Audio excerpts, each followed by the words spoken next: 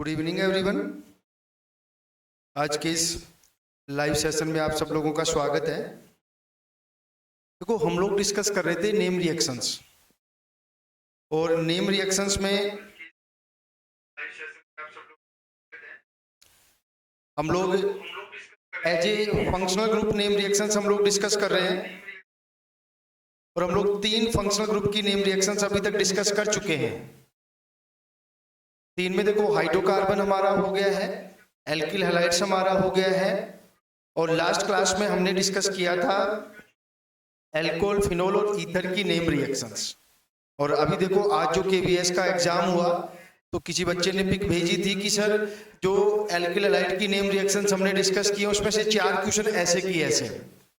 तो देखो, वो कोई बड़ी बात नहीं है क्वेश्चन आना, क्योंकि मैंने एनसीईआरटी को फॉलो किया। मैंने आपको याद हो केवीएस के वीडियो में मैंने पहले ही बता दिया था कि आपको एनसीईआरटी पढ़ के जानी है। मैंने आप लोगों को, आप देखना, वो वीडियो आपको मिलेगा, यूट्यूब पे है। मैंने उसके जो एक क्लास रखी थी मैंने, उसमें मैंने आपको पहले ही बता दिया था कि जो भी क्वेश्चंस आएंगे वो मैक्सिमम एनसीईआरटी कवर करेगा। ठीक है, तो हम लोग आज हमारा जो नेक्स्ट पोर्शन है उसको हम लोग स्टार्ट करते हैं। और उसमें देखो, नेक्स्ट पोर्शन में हम लोग स्टार्ट करेंगे। देखो, जस्ट वन, ये वायर थोड़ा सा परेशान कर रहा है, कोई नहीं, चलो। देखो, आज हम लोग डिस्कस करने वाले हैं name reactions of aldehyde, ketone और कार्बोक्सिलिक एसिड। इसमें देखो 20 रिएक्शंस मैंने लिखी हैं: Rosenmund, Stephen, Etard reaction, Gattermann Koch reaction, Gattermann aldehyde reaction, Wittig reaction, haloform reaction, Mozingo reaction, Bouveault Blanc reduction, Clemmensen reduction, Wolff Kishner reduction, Hell Volhard Zelinsky reaction, Kolbe reaction, aldol condensation, Cannizzaro reaction, Tollens reagent. और Tollens reagent के बाद में मैं थोड़ा सा इसको side में कर लेता हूं। टोलेंस रिएजेंट के बाद में मैंने लिखा है फेलिंग सॉल्यूशन या फेलिंग टेस्ट, उसके बाद बेनेडिक्ट टेस्ट, उसके बाद सिप रिएजेंट, और एक हमने लिखा है 2,4 dinitrophenyl hydrogen test, 2,4 DNP test या 2,4 डाइनाइट्रोफेनिल हाइड्रोजन टेस्ट। देखो, इनमें से हम लोग 6-7 नेम रिएक्शंस ही आज डिस्कस करेंगे।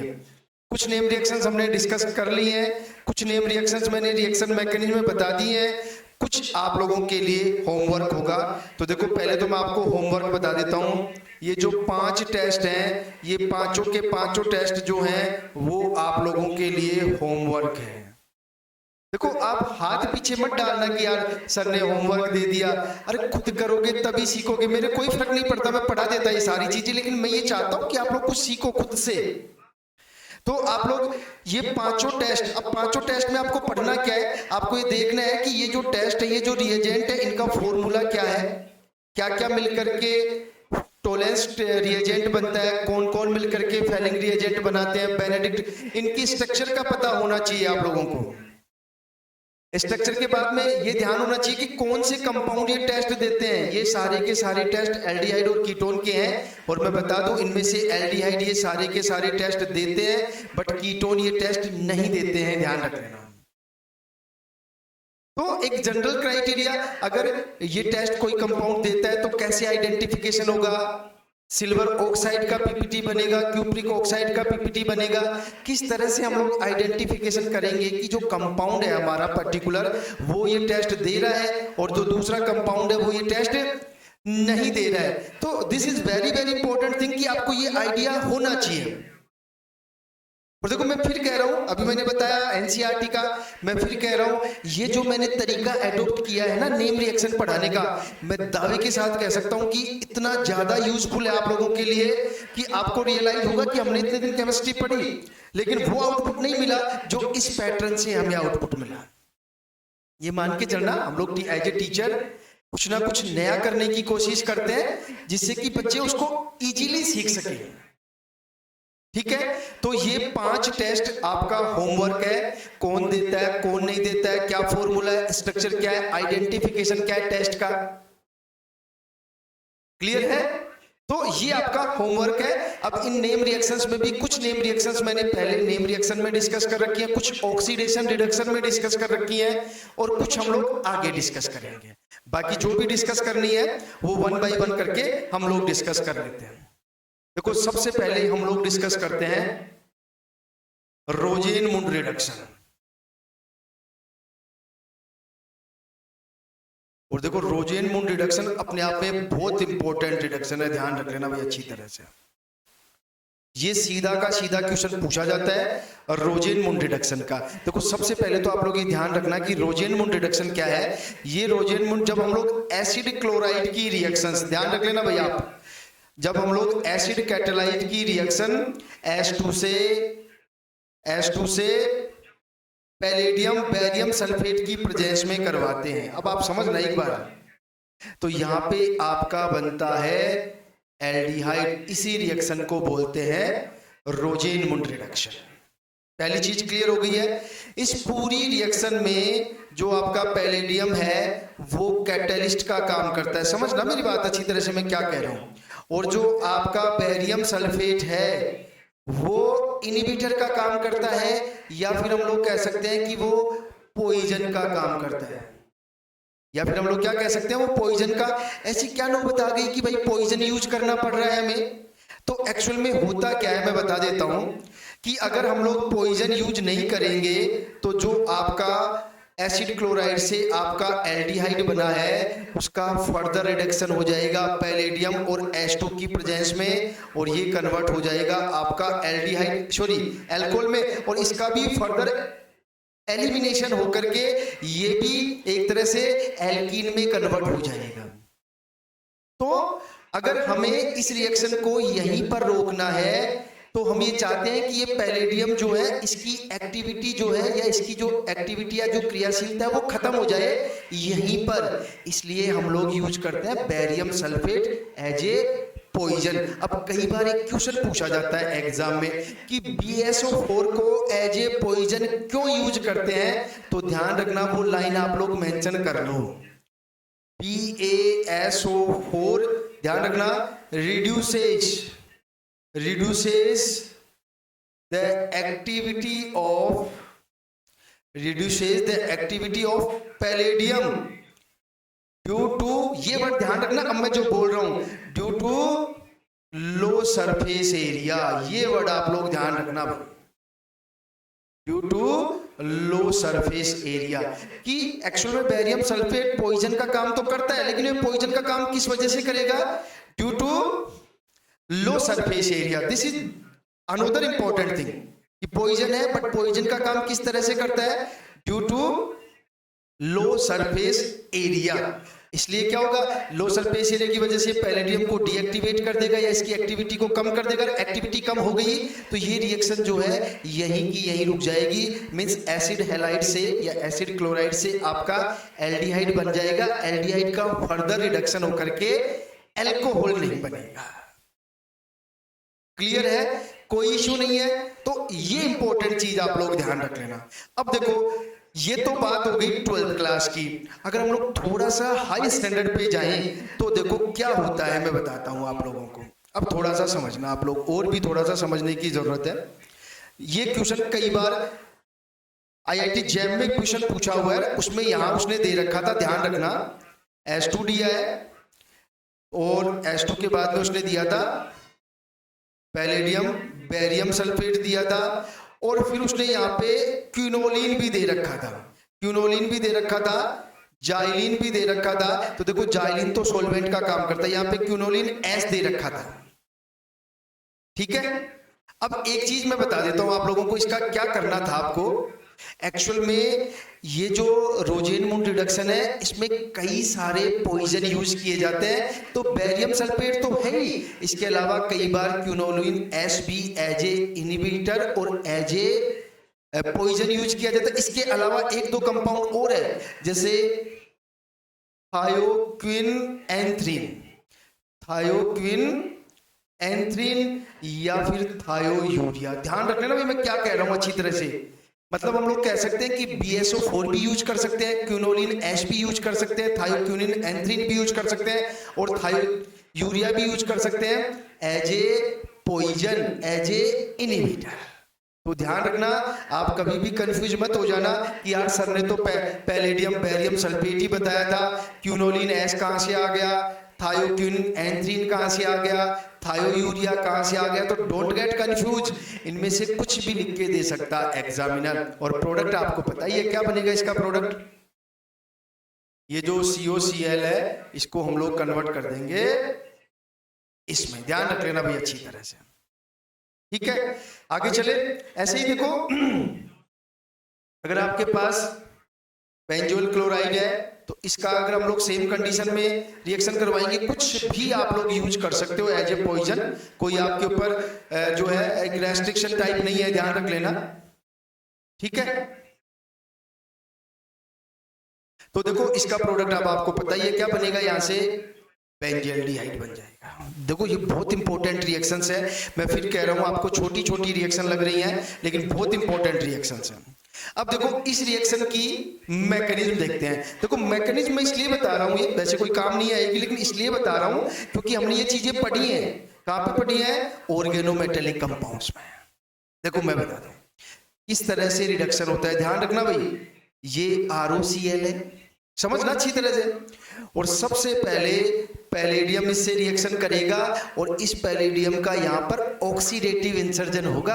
अब आप समझो, मतलब यहाँ पे पैलेडियम का 0 ऑक्सीडेशन स्टेट है, यहां से देखो क्या बन गया, ये पैलेडियम, ये Cl, यहाँ पे पैलेडियम का ऑक्सीडेशन नंबर हो गया +2, इसको बोलते हैं। अब देखो याद करो सारा बायो जो ऑर्गेनोमेटेलिक कंपाउंड थे उसमें मैंने बताई थी सारी चीजें, इसका ऑक्सीडेटिव इंसर्जन हो गया। अब देखो इस पे H2 का एडिशन होगा और ये भी ऑक्सीडेटिव एडिशन होगा। देखो बहुत सारी चीजें, मजा आता है पढ़ने में, अगर आपको चीजें आने लगेंगी तो मजा आएगा। तो यहाँ पे देखो क्या हो जाएगा, अब आप समझना, ये पैलेडियम है, ये Cl है, ये H और ये H, ये ऑक्सीडेटिव इंसर्जन हो गया +4 ऑक्सीडेशन स्टेट। इसके बाद क्या होगा, ध्यान रखना, फाइनल स्टेप में देखो ये प्रोटॉन इधर शिफ्ट होगा, ये बॉन्ड इधर शिफ्ट होगा और ये H और ये Cl निकल जाएगा।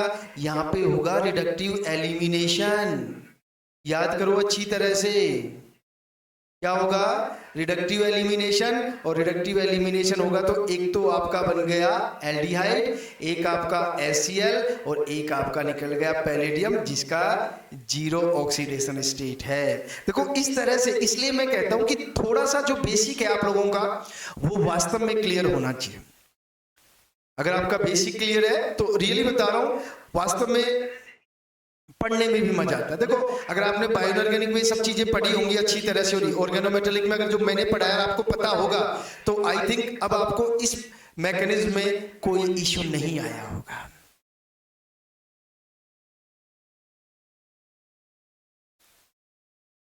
ठीक है भाई, तो ये आपकी फर्स्ट रिएक्शन हो गई है आज की, जिसे हम लोग रोजेनमुंड रिडक्शन बोल रहे थे। ध्यान रखना ये नेम रिएक्शन ही नहीं है, ये रिएजेंट भी चल रहा है साथ की साथ, ये भी आप कंफ्यूज मत होना, क्योंकि नेम रिएक्शन और रिएजेंट जो है ये ऐसे टॉपिक है कि आप जितना पढ़ लोगे उतना ही कम है, मैक्सिमम चीजें कवर कर लोगे उतना ही बेनिफिट है।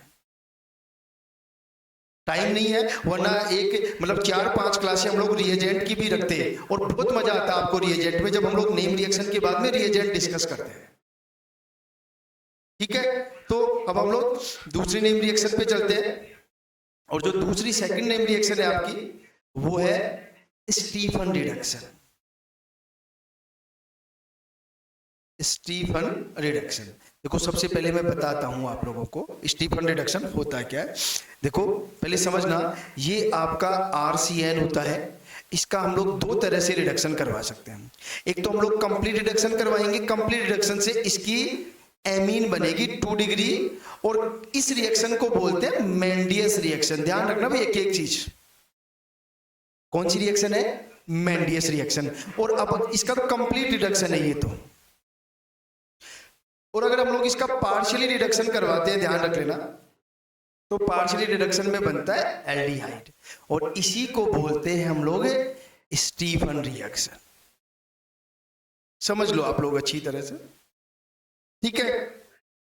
स्टीफन रिएक्शन होती कैसे है? जब हम लोग RCl का रिडक्शन, ध्यान से समझ लेना भाई, पहली स्टेप में SnCl2 प्लस HCl देते हैं और सेकंड स्टेप में हम लोग करवाते हैं इसका हाइड्रोलाइसिस, तब आपके पास बनता है एल्डिहाइड, और इसी रिएक्शन को हम लोग बोलते हैं स्टीफन रिएक्शन।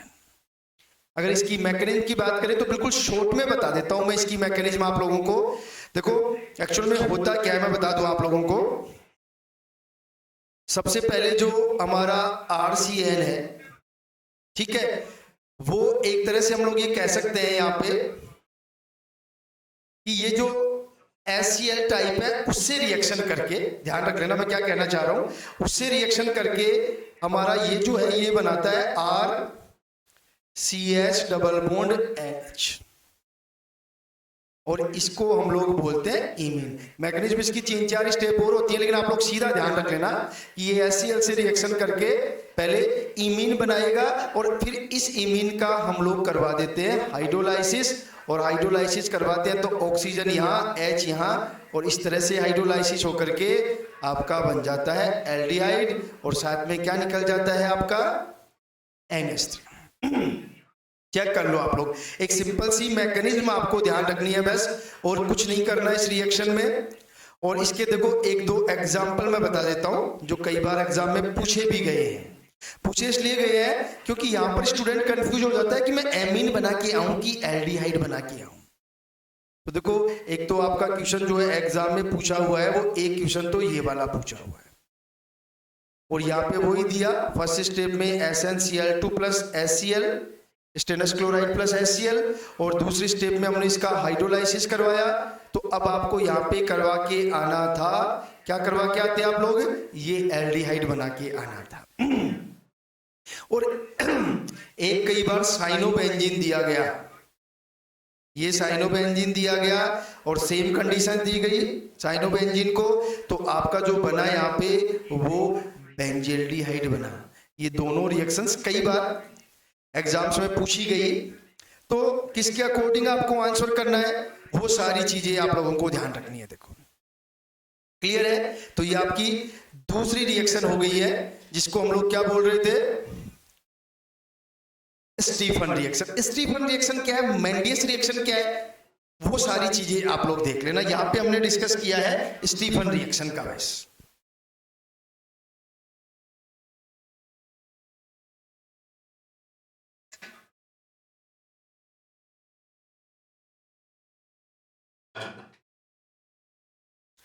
चलो थर्ड नेम रिएक्शन की बात कर लेते हैं। और जो थर्ड नेम रिएक्शन है आपकी वो है ईटार्ड रिएक्शन। ये रिएक्शन तो क्या पता कितनी बार एग्जाम में पूछी गई है, ये तो RPSC का भी फेवरेट है भाई। और सबसे पहले तो देखो आप ईटार्ड रिएक्शन क्या होती है। अगर आपके पास टोलुइन है और इसकी रिएक्शन हम क्रोमिल क्लोराइड से CrOMyl, ध्यान रखना क्रोमिल क्लोराइड CrO2Cl2 से करवाते हैं, ध्यान रख लेना, तो ये आपका बनता है बेंजल्डिहाइड, और इसी रिएक्शन को हम लोग बोलते हैं ईटार्ड रिएक्शन। और ध्यान रखना इसमें जो सॉल्वेंट यूज करते हैं वो होता है कार्बन डाइसल्फाइड, ये भी ध्यान रख लेना। इसको क्या बोल रहे हैं हम लोग, ईटार्ड रिएक्शन। और देखो इस रिएक्शन की अगर मैकेनिज्म की बात की जाए तो देखो जब हम लोग इस टोलुइन की रिएक्शन क्रोमिल क्लोराइड से करवाते हैं, ध्यान से समझना भाई, तो आपके पास ये अभी 2021 में जो नीट का एग्जाम हुआ था उसमें ये क्वेश्चन पूछा गया था।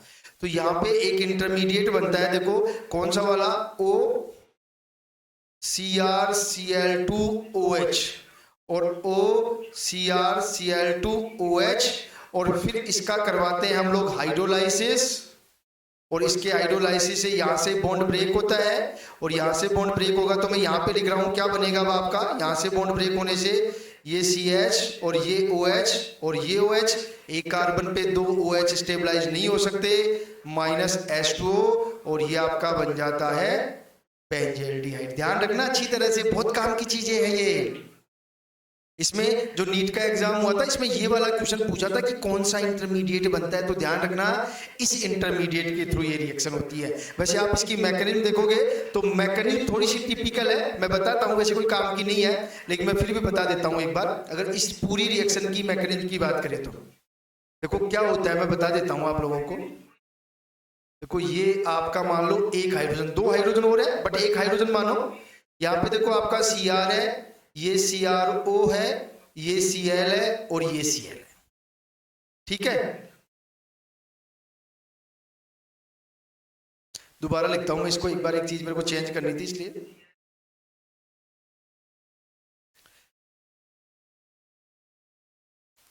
देखो यहां से ये बॉन्ड है यहाँ पे, अब वो ये H, तो देखो यहाँ पे सबसे पहले इन रिएक्शन होगी। इन रिएक्शन कैसे होगी, देखो ये वाला बॉन्ड इधर शिफ्ट होगा, ये वाला बॉन्ड इधर शिफ्ट होगा और ये वाला बॉन्ड इधर शिफ्ट होगा। इसी को हम लोग बोलते हैं इन रिएक्शन। पेरिसाइक्लिक में पढ़ते हैं, जो मैंने आप लोगों को बताई थी हल्का सा, हमने बहुत ज्यादा डिस्कस नहीं किया था क्योंकि यहां तक नहीं जाएगा आपका जो सेट वाला पैटर्न है और वो। लेकिन इन रिएक्शन का मतलब ग्रुप ट्रांसफर, तो ये H जो है एक्चुअल में वो इस ऑक्सीजन पे ट्रांसफर हुआ है और इस ऑक्सीजन पे ट्रांसफर हुआ है तो देखो क्या बना है आपका, अब अच्छी तरह से समझना।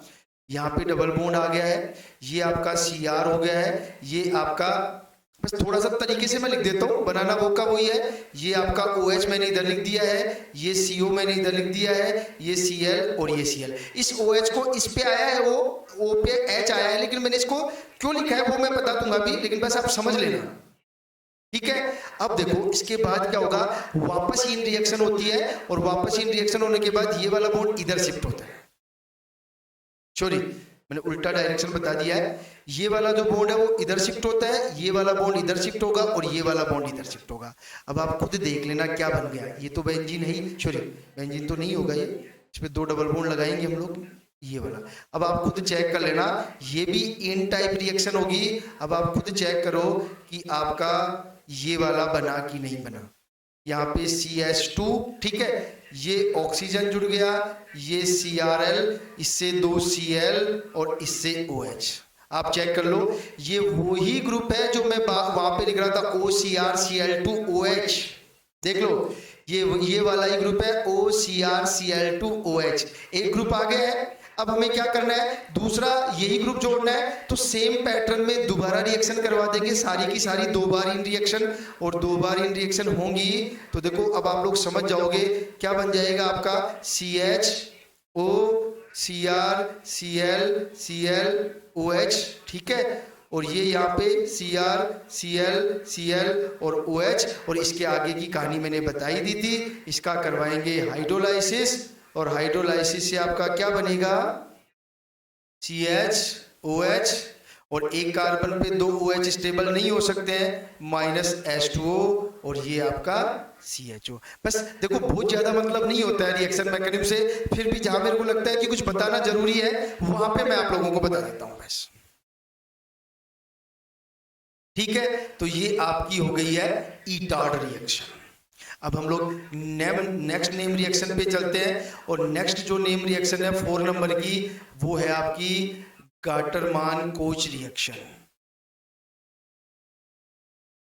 गाटरमान कोच रिएक्शन, और गाटरमान कोच रिएक्शन में ध्यान रखना बहुत इंपॉर्टेंट चीज है। एक्चुअल में गाटरमान कोच रिएक्शन जो है एरोमेटिक एल्डिहाइड बनाने में यूज किया जाता है, ये ध्यान रख लेना। अगर हम लोग मोटे तौर पे देखें तो एक सिंपल सी रिएक्शन होती है, ध्यान रख लेना। अगर बेंजीन की रिएक्शन हम लोग CO प्लस HCl से करवाते हैं in presence of anhydrous AlCl3, in presence of anhydrous AlCl3 और कॉपर क्लोराइड, इनमें से कोई सा भी यूज कर सकते हैं बट एनहाइड्रस होना चाहिए। तो यहाँ पे आपका जो प्रोडक्ट बनता है वो बनता है बेंजेल्डिहाइड। एक और इंपॉर्टेंट चीज जो यहाँ से क्वेश्चन पूछा जाता है, मोस्ट इंपॉर्टेंट चीज बता रहा हूं, अगर आपको कोई टॉलुइन दे दे और उसमें सेम कंडीशंस में रिएक्शन करवाने के लिए बोले तो आप ध्यान रखना, अब ये मत बोलना क्यों, आप तो हमेशा सॉरी मैंने यहाँ पे गलत बना दिया है, मेरे को यहाँ पे CH3 लिखना है, जस्ट 1 मिनट। यहाँ पे मैंने लिख दिया CH3, इसका जो प्रोडक्ट बना के आना है वो आप हमेशा पैरा प्रोडक्ट बना के आना, ऑर्थो को भूल जाना आप लोग। ये नहीं आप लॉजिक मत लगाना हर चीज में, आप लोग कुछ चीजें जो मैं बता रहा हूं उनको याद रख लेना आप लोग। इसमें हमेशा आपको पैरा प्रोडक्ट बना के आना है, याद रखना है भाई, ऑर्थो मत बना के आ जाना हमेशा।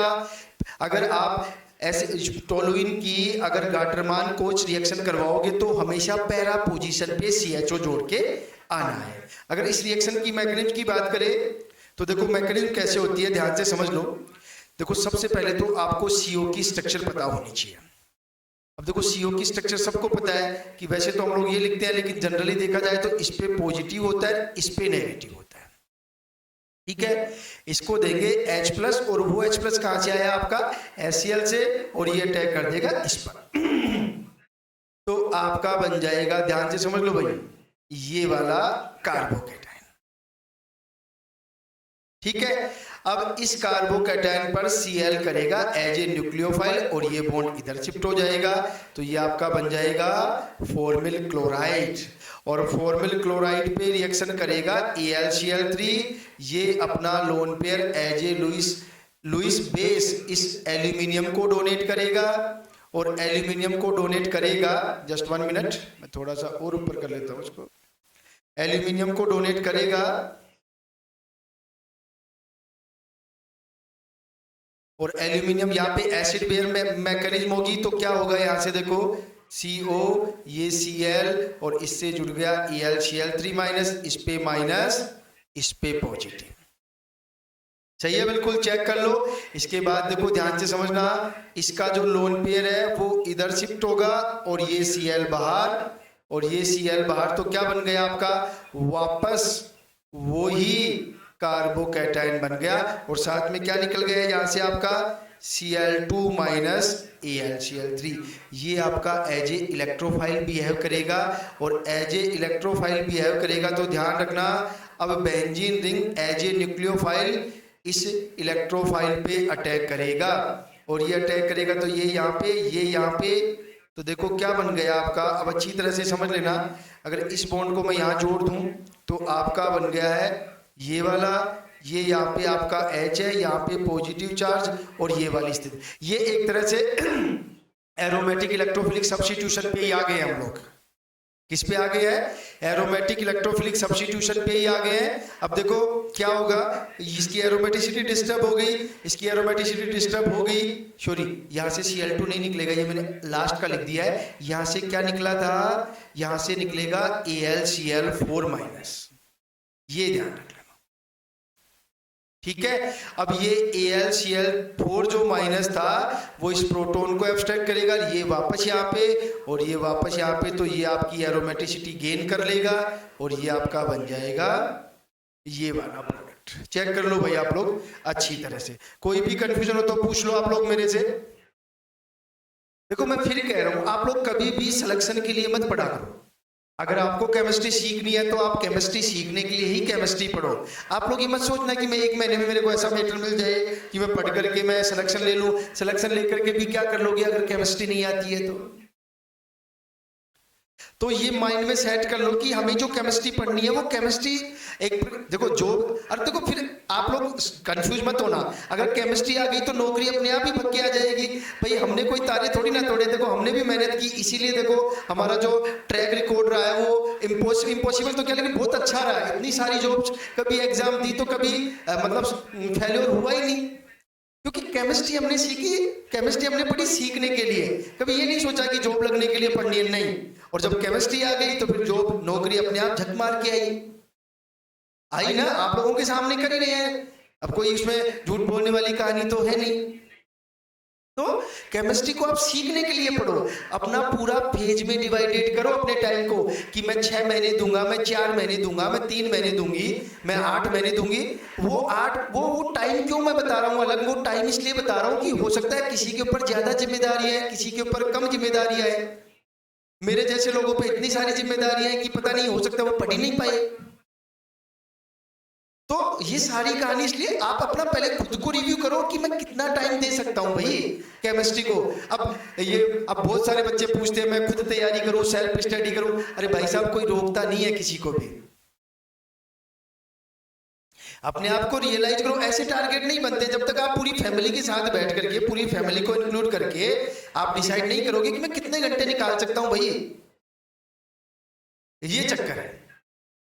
तो थोड़ा पूरी प्लानिंग के साथ उतरो मैदान में। ऐसे नहीं सब लोग मतलब फ्रंट फुट पे खेल के और छक्का लगा के वह जीतना चाहते हैं, वो पॉसिबल नहीं है। ध्यान रखना इस बात का। चलो नेक्स्ट नेम रिएक्शन पे चलते हैं। और जो नेक्स्ट नेम रिएक्शन है हमारी, वो है नंबर 5 पे, Gattermann aldehyde synthesis. Gattermann aldehyde synthesis. और देखो गाटरमान एल्डिहाइड सिंथेसिस क्या कहता है, ये वही बेंजील्डिहाइड बनाने का मेथड है, लेकिन हमने रिएजेंट चेंज कर दिए। अब की बार HCl प्लस HCl लिया है, HCl प्लस HCl लिया है, और वही एनहाइड्रस AlCl3 लिया है, बट यहाँ पे प्रोडक्ट हमारा सेम बना है, बेंजील्डिहाइड। ठीक है। अगर मैकेनिज्म की बात करें तो सिंपल सा मैकेनिज्म आप लोग ध्यान रख लेना बस। देखो सबसे पहले क्या होता है, ये जो HCl है इस पर HCl का एडिशन होता है, और एडिशन होगा तो ये नेगेटिव, ये पॉजिटिव, ये नेगेटिव यहाँ अटैक करता है, और ये बॉन्ड इधर शिफ्ट हो जाता है जिसपे H आ जाता है। तो देखो क्या बन जाता है यहाँ से, H, ये Cl, ये डबल बॉन्ड, ये N और ये H। चेक कर लो भाई आप लोग अच्छी तरह से। ठीक है। इसके बाद ये जो है अपना लोन पेयर देता है AlCl3 को, और जैसे ही अपना लोन पेयर AlCl3 को देगा तो ये एक तरह से इंटरेक्शन करके इस AlCl3 के साथ बॉन्डिंग कर लेगा। हम लोग कह सकते हैं एक तरह से एसिड बेस रिएक्शन हो जाएगी। और ये थोड़ा सा ध्यान रख लेना, जब हम लोग इसकी रिएक्शन, फिर ये एज ए इलेक्ट्रोफाइल काम करेगा। अब आप लोग ध्यान रख लेना, क्योंकि यहाँ पे पार्शियली पॉजिटिव चार्ज आ गया है, एज ए इलेक्ट्रोफाइल काम करेगा। तो अब आप ध्यान रखना, जब हम लोग इसकी बेंजीन से रिएक्शन करवाएंगे तो जो आपका प्रोडक्ट बनेगा एक स्टेप में, वो थोड़ा सा ध्यान रख लेना। Just 1 minute. ये यहाँ पे कार्बन, ये H डबल बॉन्ड, यहाँ पे NH2 पॉजिटिव, और ये Cl माइनस। थोड़ा सा स्पेस बनाता हूं मैं, फिर आपको दिख जाए। अब दिख रहा होगा आप लोगों को। बस ये स्टेप थोड़ी सी आप लोग याद रख लेना। ठीक है। और फाइनली बस अब कुछ नहीं, खत्म। इसका करवा देंगे हाइड्रोलाइसिस, और हाइड्रोलाइसिस करेंगे तो यहां से कहानी खत्म। और हाइड्रोलाइसिस का जो प्रोडक्ट बनेगा, एक तो आपका बेंजील्डिहाइड, और बेंजील्डिहाइड के साथ इस पे 2 हाइड्रोजन जुड़ेंगे, तो ध्यान रखना ammonium chloride. This is very important, this is very important. ये सारी चीजें देखो आपको ध्यान रखनी है भाई। तो ये आपकी हो गई है गाटरमान एल्डिहाइड सिंथेसिस रिएक्शन। ठीक है। इसके बाद देखो विटिक रिएक्शन। विटिक रिएक्शन मैंने करवा रखी है, नेम रिएक्शन में ही एक वीडियो है जिसमें मैंने बहुत अच्छे से करवा रखी है। इसके बाद हेलोफॉर्म रिएक्शन। हेलोफॉर्म रिएक्शन मैंने रिएक्शन मैकेनिज्म में करवा रखी है, बहुत अच्छे से आप चेक कर लेना। इसके बाद जो नेक्स्ट नेम रिएक्शन है वो हम लोग डिस्कस कर लेते हैं। छोटी सी नेम रिएक्शन है, बस नाम ध्यान रखना, मोजिंगो रिएक्शन। Mozingo reaction. देखो क्या है मोजिंगो रिएक्शन, कुछ नहीं करना आप लोगों को। ये आपका एल्डिहाइड और कीटोन है, जब हम लोग इसका 1,2 डाइथायोल से रिएक्शन करवाते हैं, ध्यान रखना ये पढ़ा हुआ है आपका। तो ये क्या होता है, इसका प्रोटेक्शन करता है, और प्रोटेक्शन करता है तो थायोएसिटेल बन जाएंगे। देखो यहाँ से मैंने ये सारी चीजें बताई थी आपको नेम रिएक्शन में, जब मैंने एल्डिहाइड और कीटोन की रिएक्शंस बताई थी। और जब हम लोग इसकी रिएक्शन, ध्यान रखना, H2 से राने निकल की प्रेजेंस में करवाएंगे तो ये कन्वर्ट हो जाएगा एल्केन में। बस यही रिएक्शन मोजिंगो रिएक्शन कहलाती है। बस इतना सा ध्यान रख लेना। यही रिएक्शन कौन सी रिएक्शन कहलाती है, मोजिंगो रिएक्शन। और ये यहां से जो क्वेश्चन पूछा हुआ है वो क्वेश्चन ये वाला पूछा हुआ है, ध्यान रख लेना अच्छी तरह से, कि अगर हमें इस कंपाउंड को इस कंपाउंड में कन्वर्ट करना हो तो हम लोग कैसे करेंगे? तो ध्यान रखना, सबसे पहले इसकी रिएक्शन हम लोग करवाएंगे डाइथायोल से, और डाइथायोल से करवाएंगे तो देखो एल्डिहाइड और कीटोन में से एल्डिहाइड की रिएक्टिविटी ज्यादा होती है, इसलिए पहले एल्डिहाइड का प्रोटेक्शन होगा, तो कीटोन ऐसे की ऐसे रह जाएगा, और एल्डिहाइड का प्रोटेक्शन होगा तो यहाँ पे ये वाला कंपाउंड बन जाएगा, फिर इसकी रिएक्शन हम लोग करवा देंगे H2+ राने निकिल से, तो आपका ये वाला कंपाउंड बन जाएगा। बस यही रिएक्शन मोजिंगो रिएक्शन है, बस नाम याद रख लेना, बहुत ज्यादा कंफ्यूजन की जरूरत नहीं है, ऐसा कोई इश्यू नहीं है आप लोगों को जो आपको समझ में नहीं आए, क्योंकि ये सारी चीजें प्रोटेक्शन रिप्रोटेक्शन में मैंने बताई थी। ये जो है एक प्रोटेक्टिंग ग्रुप है जो एल्डिहाइड और कीटोन का प्रोटेक्शन करता है, ठीक है। तो ये आपकी हो गई है मोजिंगो रिएक्शन। मोजिंगो के बाद में देखो आगे चलते हैं। मोजिंगो के बाद में हम लोग बात करते हैं, देखो कोवैलेंट ब्लैंक रिडक्शन, ये ध्यान रखना बहुत इंपॉर्टेंट है। कोवैलेंट के नाम भी अलग ही है, कोवैलेंट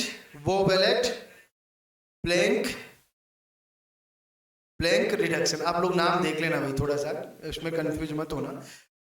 अब कुछ इसको वो ब्लैंक रिडक्शन भी बोलते हैं, कुछ भी देख लेना एक बार, बोलने का थोड़ा सा देखो अपना अपना प्रोनाउंसिएशन होता है, जो मेरा हमेशा से ही वीक रहा है, तो आप डोंट गेट कंफ्यूज कि सर क्या बोलना चाह रहे हैं।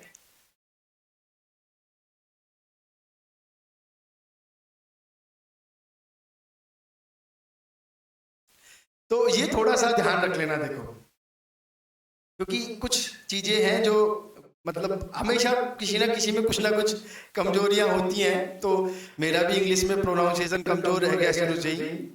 तो वो प्लैंक रिडक्शन हम लोग पढ़ रहे हैं, देखो कुछ नहीं, देखो इसमें आपको सीधा सीधा याद रखना पड़ेगा बस, अगर हमारे पास एल्डिहाइड हो या हमारे पास कीटोन हो या हमारे पास एस्टर हो, अगर इन तीनों का रिडक्शन ध्यान रख लेना सोडियम और एथेनॉल से करवाया जाता है, अच्छी तरह से समझ लो, सोडियम और एथेनॉल से करवाया जाता है, ध्यान रखना अच्छी तरह से। तो देखो इसका तो बन जाएगा 1 डिग्री अल्कोहल, ये तो आपको पता ही है, इसका बन जाएगा आपका 2 डिग्री अल्कोहल, और इसमें आपका बन जाएगा एक तो RCH2OH बन जाएगा, एक आपका बन जाएगा ROH। बस इसी तीनों कंपाउंड्स का रिडक्शन अगर सोडियम और एथेनॉल की प्रेजेंस में करवाया जाता है, उसी को हम लोग बोलते हैं वो ब्लैंक रिडक्शन, बस नाम याद रखना है। जैसे जो क्वेश्चन एग्जाम में पूछा हुआ है वो मैं बता देता हूँ, ये क्वेश्चन एग्जाम में पूछा हुआ है और इसका प्रोडक्ट पूछा था, शायद नाम पूछा था इसका, और इसके 2 प्रोडक्ट बना रखे थे, एक तो बना रखा था बेंजोइल अल्कोहल, ठीक है, बेंजोइल अल्कोहल, और एक जो बना रखा था वो बना रखा था CH2OH, और इस रिएक्शन का नाम पूछा था, तो ध्यान रखना इस रिएक्शन का जो नाम होगा वो होगा ब्लैंक रिडक्शन। एक सबसे इंपॉर्टेंट चीज बताता हूं, वैसे तो आप लोग देख लेना, देखो कहीं से हेल्प ले लेना इसकी मैकेनिज्म की, लेकिन मैं एक चीज बता देता हूं आप लोगों को, ये जो मैकेनिज्म होती है वो रेडिकल एनायन के थ्रू होती है। किसके थ्रू होती है? Radical anion. और ध्यान रखना ये जो सोडियम है और जो एक तरह से वो ब्लैंक रिडक्शन जो है उसमें जो रिएजेंट यूज करते हैं वो इलेक्ट्रॉन ट्रांसफरिंग रिड्यूसिंग रिएजेंट है, इलेक्ट्रॉन ट्रांसफरिंग रिड्यूसिंग रिएजेंट, क्योंकि जो सोडियम है वो इलेक्ट्रॉन का ट्रांसफर करता है। देखो हल्का सा हिंट देता हूं मैं आप लोगों को, होता क्या है ध्यान से समझना। अगर मान लो आपके पास एक कीटोन है तो सबसे पहले इस बॉन्ड का होमोलाइटिक क्लीवेज होता है, और होमोलाइटिक क्लीवेज होने से क्या बनेगा, यहाँ पे फ्री रेडिकल और ऑक्सीजन के पास फ्री रेडिकल, और फिर सोडियम आता है और सोडियम इसको एक इलेक्ट्रॉन देता है, तब आपका क्या बनेगा, अब आपको समझ में आ गई होगी कहानी, और ये आपका माइनस। इसके बाद एथेनॉल इसको H+ देगा तो ये यहाँ पे, और एथेनॉल H+ देगा तो ये OH बन गया, यहाँ पे फ्री रेडिकल ही है, ठीक है। इसको वापस सोडियम आएगा एक इलेक्ट्रॉन देगा, तो अब की बार क्या बन जाएगा, ये R, ये OH और ये माइनस, और इसके बाद वापस ये एथेनॉल H प्लस देगा और H प्लस देगा। तो अब आप लोग समझ जाओगे, देखो सीधा सीधा मैंने पूरा बता ही दिया, ये OH और ये H देख लो अल्कोहल बन गया। इस तरह से देखो, ये बहुत इंपॉर्टेंट है, रेडिकल एनायन तो नहीं कहेंगे, वैसे एनायन ही है, बट चार्ज जो नेगेटिव है वो ऑक्सीजन पर है।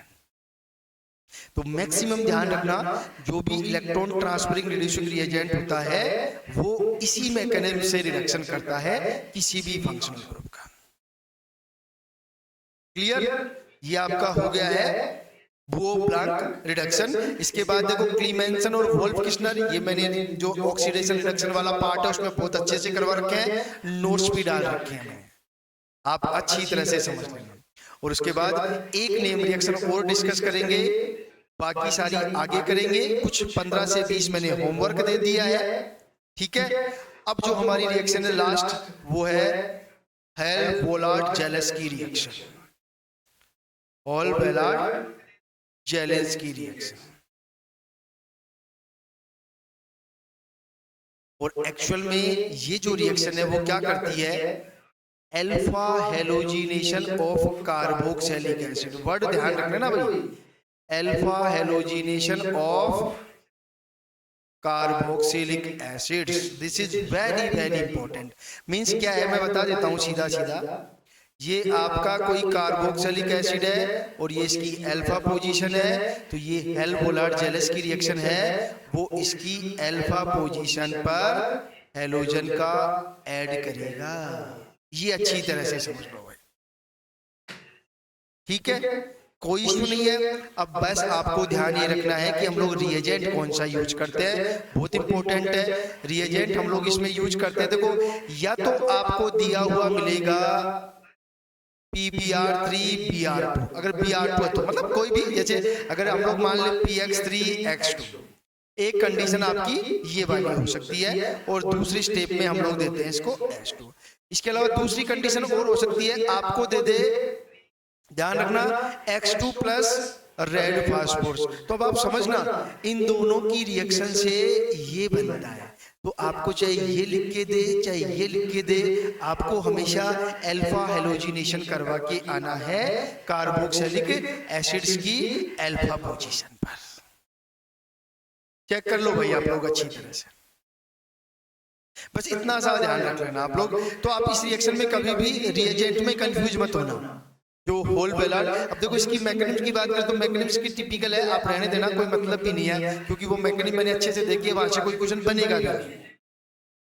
आप लोग तो बस एक प्रॉपर वे में इस रिएक्शन को ध्यान रखना। इसके बाद कोल्बे रिएक्शन जो मैंने कल ही करवाई थी, आप लोग कर लेना, फिनोल की है, और फिनोल से सैलिसिलडिहाइड बन रहा था हमारा, तो आप उसमें भी कंफ्यूज मत होना।